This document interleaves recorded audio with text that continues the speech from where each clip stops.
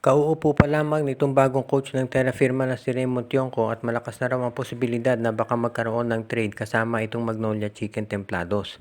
At mukhang ang isang tinitignan dyan option dyan ay itong si Christian Standhardinger ang ite-trade dito sa Magnolia nitong Terra Firma. Itong kontrata ni Christian Standhardinger ay mag-e-expire sa December 31.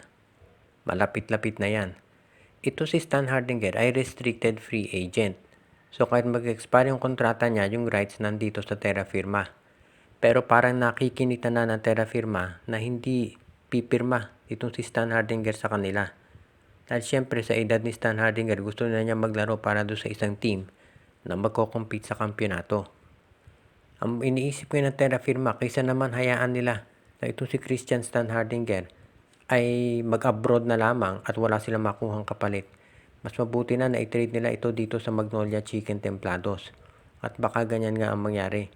Baka maging kapalit nitong si Christian Standhardinger ay itong si Joseph Periobo at Russell Escoto. O kaya naman si Jerick Balanza at isang first round draft pick. Baka hilingin din na ibalik itong si James Laput dito sa Terra Firma kapalit ni Christian Standhardinger. Yan ngayon ang aabangan natin. Kung sakaling mapunta itong si Standhardinger dito sa Magnolia, ang lakas nila kung meron kang Standhardinger, Lucero at Ian Sanggalang doon sa iyong front court. Kaya sa tingin ko yan ang pwedeng mangyari talaga. Kung sakasakali na matuloy nga ito, masasabi natin na magiging maganda talaga ang tsansa nitong Magnolia Chicken Templados na magkaroon nung mas malakas na lineup na magagamit nila ngayon.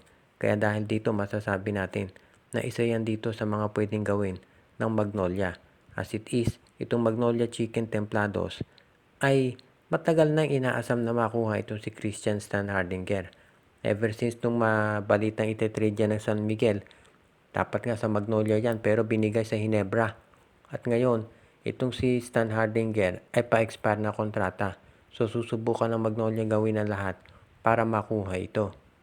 Marami nagsasabi na long overdue na sa championship itong Magnolia at dapat nang palitan itong si Coach Chito Victolero. Pero dahil mukhang malabong tanggalin si Victolero, mas mabuti siguro na kumuha na lang sila ng mga players na magagamit talaga nito at makatutulong.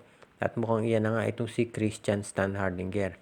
If ever makuha nila itong si Standhardinger, dito natin talaga makikita na magiging maganda ang resulta nito para dito sa Magnolia Chicken Templados. Dahil kapag nakuha nila itong si Standhardinger, makikita natin talaga na magiging sabihin na natin very promising yung magiging resulta nito para sa kanilang championship aspirations.